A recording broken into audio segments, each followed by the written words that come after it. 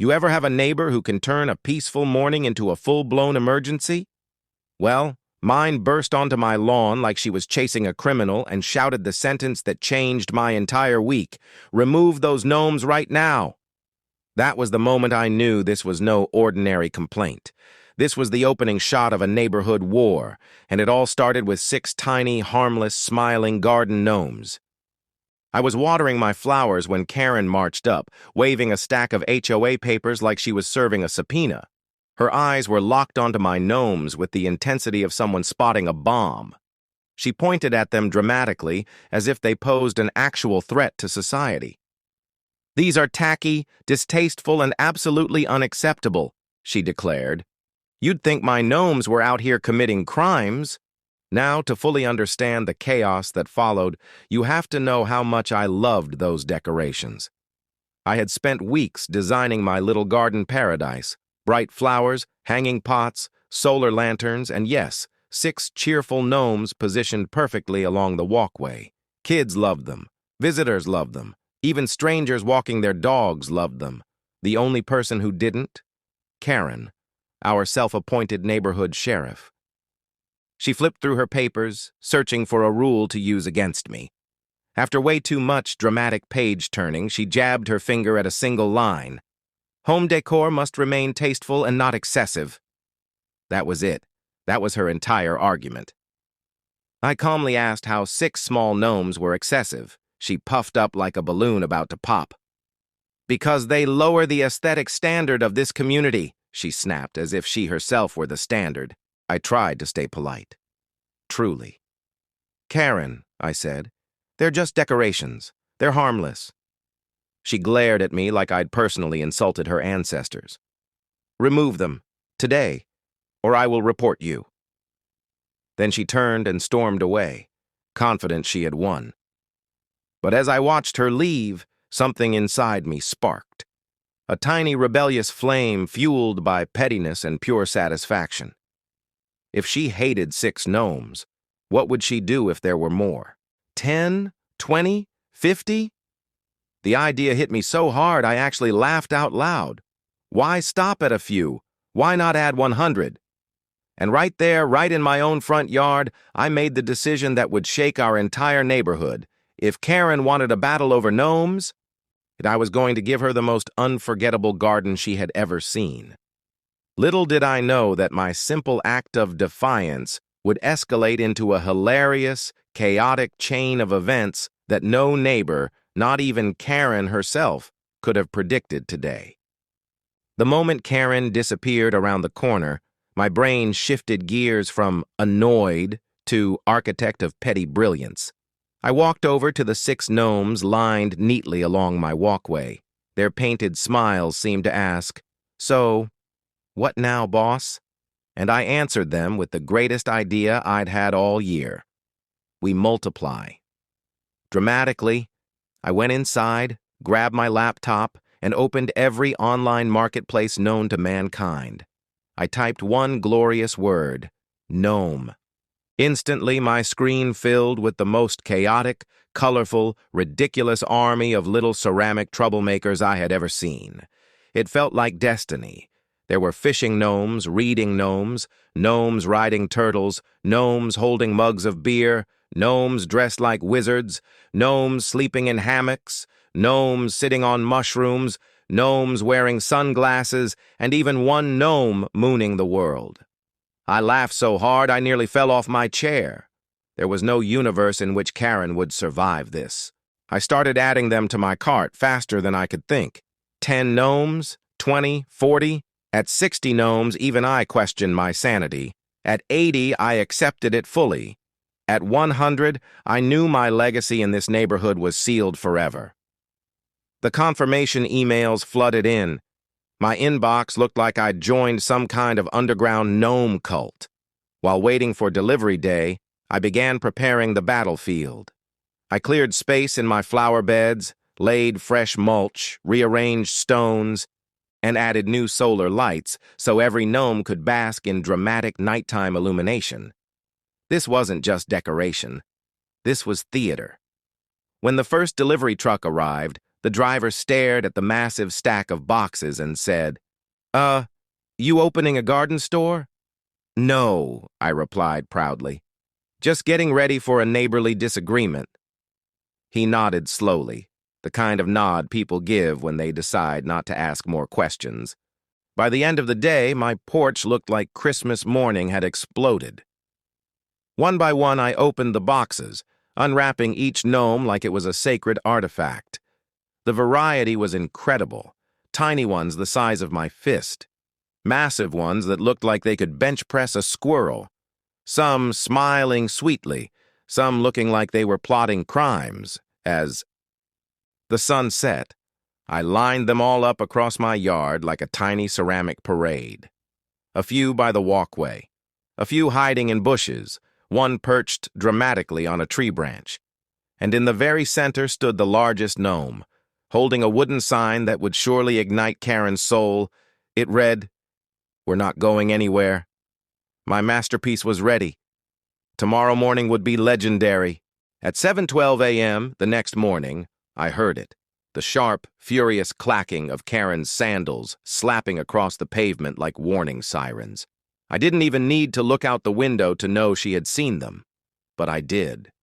And what I saw was a moment so beautiful, so poetic, it could have been framed. Karen stood frozen in the middle of my yard, her jaw dropping lower with every passing second. Her eyes scanned the scene in pure disbelief. Gnomes fishing, gnomes reading, gnomes planting fake flowers, gnomes riding tiny ceramic animals, gnomes peeking out from behind bushes like undercover agents, and of course, the giant gnome in the center, proudly holding the sign, "We're not going anywhere." Her face turned the color of a malfunctioning traffic light, red, then pale, then red again. She stumbled forward a few steps, clutching her HOA binder tightly as if it were a life raft. The pages fluttered in the morning breeze, one even slipping out and drifting away like it refused to be part of this situation. What is this?" she screeched. I stepped outside with my coffee, pretending this was the most normal morning ever. "Good morning, Karen," I said, sipping slowly. "You asked me to handle the gnomes, so I handled them." "This is not handling," she barked. This is gnome chaos." "Gnomes," I corrected politely, "can't create chaos. They're very peaceful." She glared at me so hard I thought her eyes might laser clean my driveway. "There are at least," she began counting, pointing aggressively at each gnome. 1, 2, 5, 11, 20. Why are there so many?" I shrugged. "You said 6 was too many, so I thought, why not really commit?" Her voice jumped an octave. "This violates the HOA guidelines." I raised a brow. "Which guideline? The one about tastefulness?" "Yes," she snapped. "Well," I said, gesturing to the gnome with sunglasses riding a turtle, "I personally think this is the peak of taste." She looked like she was seconds from combusting. She began flipping through her HOA binder frantically, ripping another page in the process. "There must be a rule about gnome overpopulation." I smiled. "If there isn't, maybe you should propose one at the next meeting." She gasped in absolute horror, as if I'd suggested we dye the entire neighborhood neon green. "This is harassment," she cried. "Harassment through decorative objects." "Art," I corrected again, taking another slow sip of coffee. "Beautiful, whimsical art." Karen stomped away, furious, mumbling something about calling reinforcements and ending this madness. Little did she know, the gnome battle had only just begun. Karen didn't just walk away, she stormed off with the determination of someone preparing to summon an army. And honestly, I expected it. I even prepared for it. But what I didn't expect was how quickly she'd return, dragging trouble behind her like a storm cloud. At exactly 3:41 p.m., I spotted her marching down the sidewalk with 2 people, Mr. Dalton, the HOA president, and his eternally bored-looking assistant, Marla. Karen was talking with the frantic energy of someone who believed they were fighting for justice. From the way she waved her hands, you'd think my gnomes had robbed a bank. They stopped at the edge of my yard. Karen crossed her arms triumphantly. See? See? I told you it was out of control. Mr. Dalton adjusted his glasses, staring at my lawn like he wasn't sure if he should laugh or take notes. Marla just sighed. Wow, he finally said. That is a lot of gnomes. I stepped outside casually, sipping iced tea this time. Good afternoon. Lovely day for a garden inspection. Karen pounced. Tell him this violates the rules. Tell him this is, how did I put it? Oh yes, gnome terrorism. Terrorism? I repeated, raising an eyebrow. They're literally smiling. Mr. Dalton flipped open his binder, scanning the pages. Let's, stay calm. Decorations must be tasteful and not excessive. It doesn't specify exact quantities. Karen nearly exploded. 100 gnomes is excessive. It must be.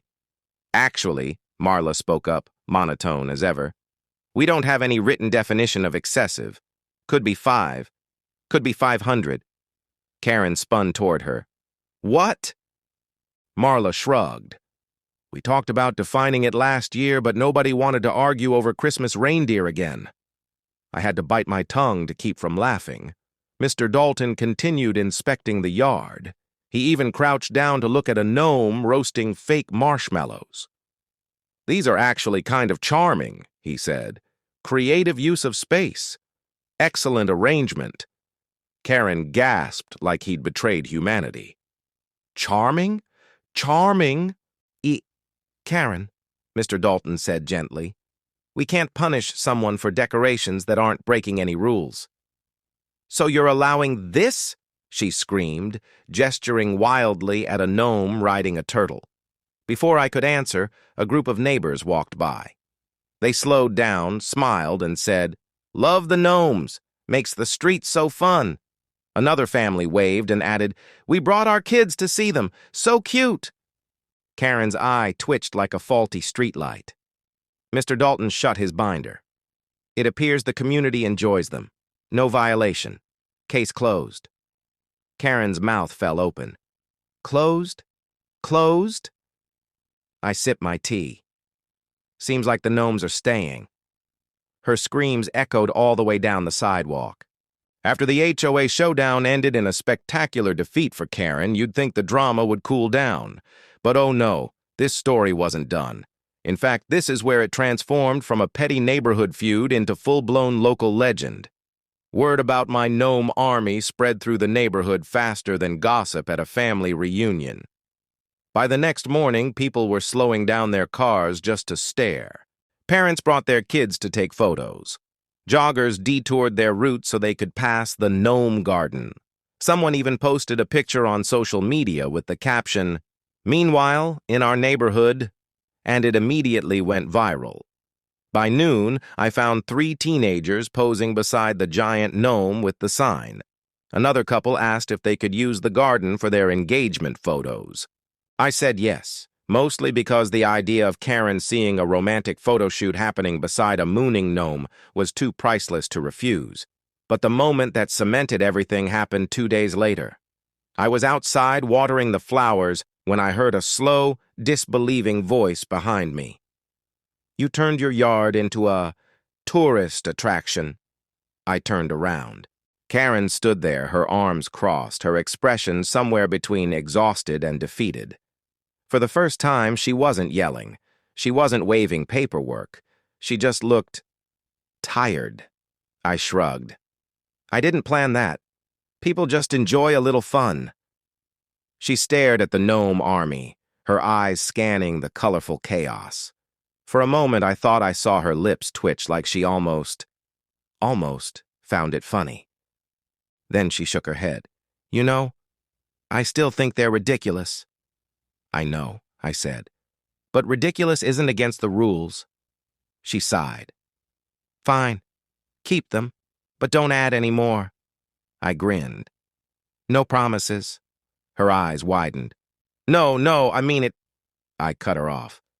Relax, Karen, I'm done. 100 is enough. Probably. She narrowed her eyes suspiciously, then finally turned and walked away. defeated, but surprisingly quiet. And for the first time since this whole saga began, I felt the neighborhood settle. Like the gnomes had absorbed all the chaos. Over the next week, something funny happened. The gnomes didn't divide the neighborhood, they united it. Kids named them. Neighbors donated small props. Someone even gifted me a tiny toy barbecue grill for the campfire gnome. The garden became a symbol of harmless rebellion and creativity. Even Karen, though she'd never admit it, stopped scowling as she walked by. Sometimes I caught her glancing at the wizard gnome like she was considering accepting defeat. And that's how a simple argument over 6 garden gnomes turned into a neighborhood legend. 1 complaint, 1 decision, 100 gnomes, and peace was finally restored, gnomishly. Enjoying this wild HOA drama? Make sure to subscribe so you don't miss the next neighborhood meltdown. If this gnome revenge made you laugh, hit the like button and drop a comment telling me what you would have done if your neighbor demanded you remove your decorations. I'm curious what side you're on.